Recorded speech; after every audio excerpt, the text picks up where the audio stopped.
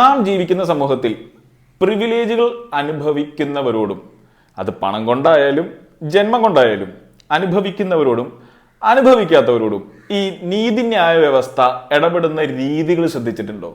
രണ്ടും രണ്ട് തരത്തിലാണ്. പുഴുത്തു നാറിയ ഒരു വ്യവസ്ഥയുടെ ഉൾക്കാമ്പ് തുറന്നു കാട്ടുന്ന സിനിമയാണ് സെക്ടർ 36. ഹിന്ദി സിനിമയാണ്. ഹിന്ദിയിൽ പറയുമ്പോൾ സെക്ടർ 36. 2005-2006 കാലഘട്ടത്തിൽ ഉത്തർപ്രദേശിലെ നോയിഡയ്ക്കടുത്ത് നിതാരി എന്ന് പറഞ്ഞൊരു ഗ്രാമത്തിൽ കുറച്ചധികം കുട്ടികളെ കാണാതായി. പിന്നീട് ഒരു പെൺകുട്ടി, പായൽ എന്നു പേരുള്ള ഒരു പെൺകുട്ടിയെയും കാണാതായി.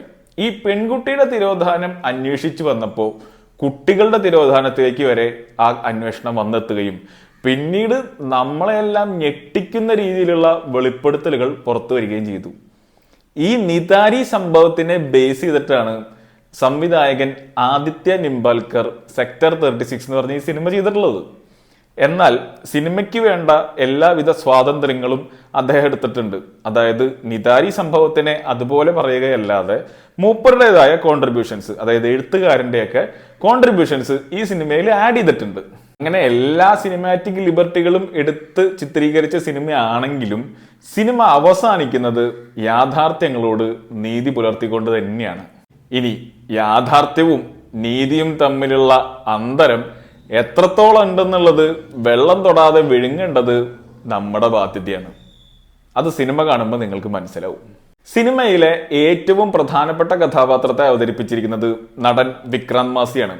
വിക്രാന്ത് മാസി എന്ന് പറഞ്ഞ നടനെ ഒരുപാട് വർഷങ്ങളായിട്ട് ഫോളോ ചെയ്യുന്ന ഒരാൾ എന്ന നിലയ്ക്ക് മൂപ്പർക്ക് കിട്ടുന്ന ഒരു നേഷൻ വൈഡ് അപ്രിസിയേഷൻ എന്നെ ഭയങ്കരമായിട്ട് സന്തോഷനാക്കുന്നുണ്ട്. അത് പറയാൻ കാരണം എന്താ വെച്ചാൽ മൂപ്പർക്ക് ഇപ്പൊ കിട്ടുന്ന ആ അംഗീകാരം കുറച്ചും കൂടി മുമ്പേ കിട്ടേണ്ടതായിരുന്നു. അത്രയും കിടിലാണ് മൂപ്പരുടെ ഫിൽമോഗ്രാഫിയും അതിലെ മൂപ്പരുടെ പ്രകടനങ്ങളും. ഈ സിനിമയിലും വളരെ കിടിലമായിട്ട് ഒരു ക്യാരക്ടർ മൂപ്പർ ചെയ്തു വെച്ചിട്ടുണ്ട്.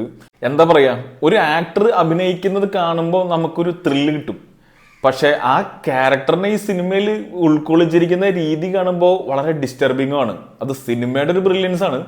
ആളെ ഇഷ്ടപ്പെടുന്നത് കൊണ്ട് മൂപ്പര് ചെയ്ത ക്യാരക്ടർ അല്ലെങ്കിൽ മൂപ്പരുടെ അഭിനയം കാണാൻ എനിക്ക് ഭയങ്കരമായ ഒരു ത്രില്ല് ഉണ്ടായിരുന്നു. പക്ഷെ റിയാലിറ്റിയുമായി ബന്ധിപ്പിച്ച് നോക്കുമ്പോൾ എന്താടാ ഈ കണ്ടോണ്ടിരിക്കണേ എന്നൊരു ഫീലിംഗ് നമ്മുടെ ഉള്ളിലേക്ക് കൊണ്ടുവരുന്ന രീതിയിലാണ് ഈ സിനിമ ചിത്രീകരിച്ചിരിക്കുന്നത്.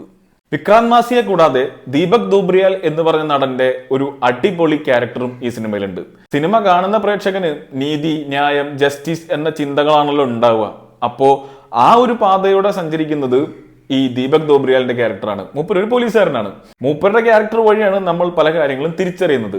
അദ്ദേഹവും വളരെ നന്നായി തന്നെ പെർഫോം ചെയ്തൊരു സിനിമയാണ് സെക്ടർ 36. പിന്നെ ചെറുതും വലുതുമായി വരുന്ന എല്ലാ കഥാപാത്രങ്ങളെയും അവതരിപ്പിച്ച നടീനടന്മാര് വളരെ നന്നായിട്ട് തന്നെ ചെയ്തിട്ടുണ്ട്. പ്രത്യേകിച്ച് കുട്ടികളുടെ കഥാപാത്രങ്ങൾ.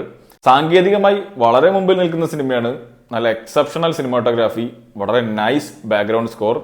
പിന്നെ ടോട്ടലി സിനിമയുടെ പ്രൊഡക്ഷൻ വാല്യൂ ഒക്കെ അടിപൊളിയാണ്. മാഡോക് ഫിലിംസ് ആണ് ഈ സിനിമ പ്രൊഡ്യൂസ് ചെയ്തിരിക്കുന്നത്. മാഡോക് ഫിലിംസിന്റെ ഈ കൊല്ലത്തെ സിനിമ ലിസ്റ്റ് എടുത്ത് നോക്കിക്കഴിഞ്ഞാൽ വളരെ കിടിലൻ തിയേറ്ററിക്കൽ റിലീസും OTT റിലീസും കാണാം. ഇന്ത്യയിലെ തന്നെ വളരെ മികച്ച ഒരു പ്രൊഡക്ഷൻ കമ്പനിയായിട്ട് മാഡോക് വളർന്നുകൊണ്ടിരിക്കുകയാണ്. സിനിമയെപ്പറ്റി, അതിന്റെ തീമിനെ പറ്റി കൂടുതൽ കാര്യങ്ങൾ സംസാരിക്കുന്നില്ല. കാരണം അത് കിടിലൻ ബിഗ് സ്പോയിലേഴ്സ് ആവാൻ സാധ്യതയുണ്ട്. ഈ സിനിമയുടെ റേറ്റിംഗ് 2.5 സ്റ്റാർ, 3 സ്റ്റാർ എന്നൊക്കെ ഞാൻ പല സ്ഥലത്ത് കണ്ടിരുന്നു. അതിനെ കുറ്റപ്പെടുത്തി സംസാരിക്കില്ല. കാരണം സിനിമ ഓരോരുത്തര് കൺസീവ് ചെയ്യുന്നത് പലതരത്തിലാണ്. പക്ഷെ എനിക്ക് പറയാനുള്ള കാര്യം എന്താന്ന് വെച്ച് കഴിഞ്ഞാൽ ഇതൊരു ഗംഭീര ക്രൈം ഇൻവെസ്റ്റിഗേഷൻ ത്രില്ലറോ അല്ലെങ്കിൽ ഇൻവെസ്റ്റിഗേഷൻ ഡ്രാമയോ ആയിട്ട് കണക്കുകൂട്ടാൻ പറ്റില്ല. ഈ സിനിമയ്ക്ക് അതിനും അപ്പുറം ഒരുപാട് യാഥാർത്ഥ്യങ്ങളെ ചൂണ്ടിക്കാട്ടേണ്ട ബാധ്യതയുണ്ട്. അത് ഈ സിനിമ വളരെ ഭംഗിയിൽ തന്നെ നിർവഹിക്കുന്നുണ്ട്. അതാണ് ഈ സിനിമയുടെ ഇന്റൻഷൻ എന്നാണ് ഞാൻ മനസ്സിലാക്കിയത്.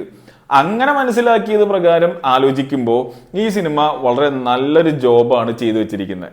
അതുകൊണ്ട് തന്നെ 2.5ഉം 3ഉം കൊടുത്തവരോട് എനിക്ക് വിയോജിപ്പുണ്ട്.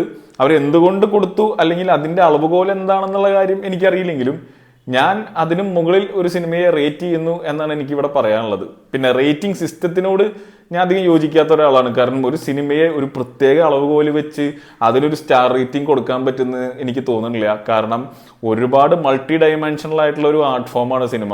അതിന് ഒരുപാട് തലങ്ങളുണ്ട്. അതിനെ ഓരോരുത്തരും എടുക്കുന്ന രീതി പല രീതിയിലാണ്. അതുകൊണ്ട് ഒരു റേറ്റിംഗ് സിസ്റ്റം കൊണ്ട് ഒരു സിനിമയെ ഒതുക്കാൻ എനിക്ക് താല്പര്യമില്ല. അതുകൊണ്ടാണ് ഞാൻ സാധാരണ റേറ്റിങ്ങുകൾ പറയാത്തത്. പക്ഷെ 2.5ഉം 3യും കണ്ടപ്പോൾ ചെറിയൊരു വിഷമം തോന്നി. പിന്നെ വേറൊരു കാര്യം പറയാനുള്ളത്, ഈ സിനിമ ലോല ഹൃദയർക്ക് പറ്റിയ സിനിമയല്ല. കാരണം ഇതിൽ ഒരുപാട് ഡിസ്റ്റർബിംഗ് ആയിട്ടുള്ള വിഷ്വൽസ് ഉണ്ട്, ഒരുപാട് ഡിസ്റ്റർബിംഗ് ആയിട്ടുള്ള നരേഷൻ ഉണ്ട്, ആഖ്യാനങ്ങളുണ്ട്. അതിൽ നിന്ന് നമ്മൾക്ക് എടുക്കാൻ പറ്റുന്ന വ്യാഖ്യാനങ്ങളും അത്രയും സുഖകരമായ കാര്യങ്ങളാവില്ല. അതാലോചിച്ച് വരുമ്പോൾ അതും നമ്മളെ മാനസികമായി ബുദ്ധിമുട്ടിക്കുന്ന രീതിയിലുള്ള നരേറ്റീവ്സേ നമുക്ക് കിട്ടുള്ളൂ. അതുകൊണ്ട് തന്നെ വളരെ ഹാർഡ് ഹിറ്റിംഗ് ആയിട്ടുള്ള ഒരു സ്റ്റോറി ടെല്ലിംഗ് കാണാൻ വേണ്ടി തന്നെ ഈ സിനിമ കാണാനിരിക്കണം. സിനിമ നെറ്റ്ഫ്ലിക്സിൽ സ്ട്രീം ചെയ്യുന്നുണ്ട്. താല്പര്യമുള്ളവർ കണ്ടു നോക്കിയിട്ട് പറയാ. വിക്രാന്ത് മാസി എന്ന് പറഞ്ഞ നടനെ ഇഷ്ടമുള്ളവരാണെങ്കിൽ ധൈര്യമായിട്ട് കാണാം. എൻ്റെ ഒരു പേഴ്സണൽ ഒപ്പീനിയൻ എന്താണെന്ന് വെച്ച് കഴിഞ്ഞാൽ, ഈ നിതാരി സംഭവം എന്താണെന്ന് നിങ്ങൾക്ക് അറിയില്ലെങ്കിൽ അതിനെപ്പറ്റി അന്വേഷിക്കാതെ ഈ സിനിമ കാണണം എന്നാണ് ഞാൻ പറയുക. അങ്ങനെ ചെയ്യുമ്പോഴാണ് ഇതൊരു നല്ല കാഴ്ച അനുഭവമാവുള്ളൂ. അതിനുശേഷം നിങ്ങൾ ഗൂഗിളിൽ പോയി നിതാരി കില്ലിങ്സ്ന്നോ അല്ലെങ്കിൽ നിതാരി ഇൻസിഡന്റ് 2006 എന്നൊക്കെ തപ്പി നോക്കിക്കഴിഞ്ഞാൽ ഇതിന്റെ യഥാർത്ഥ സംഭവങ്ങളുടെ ഒരു ലിസ്റ്റ് നമുക്ക് കാണാം. അത് വായിച്ചു നോക്കിക്കഴിഞ്ഞാൽ നമ്മൾ എന്തൊരു സമൂഹത്തിലാണ് ജീവിക്കുന്നത് എന്നൊക്കെ തോന്നിപ്പോവും. അതെന്തെങ്കിലും ആവട്ടെ. അപ്പോൾ സിനിമ കാണുക, കണ്ടിട്ട് അഭിപ്രായങ്ങൾ കമന്റ് ചെയ്യുക. പിന്നെ താല്പര്യമുണ്ടെങ്കിൽ ഈ വീഡിയോ ഇഷ്ടമായെങ്കിൽ അതൊന്ന് ലൈക്ക് ചെയ്ത് പോണതൊക്കെ നല്ലതായിരിക്കും. കാരണം ചാനലിന് വലിയ ഗ്രോത്ത് ഒന്നും കാണാനില്ല. നിങ്ങളുടെ സഹകരണമാണ് എൻ്റെ സന്തോഷം. അപ്പോൾ സഹകരിച്ചാൽ സന്തോഷം. അടുത്ത സിനിമയുടെ വിശേഷമൊക്കെ ആയിട്ട് വീണ്ടും വരാം. അപ്പോൾ കാണാം.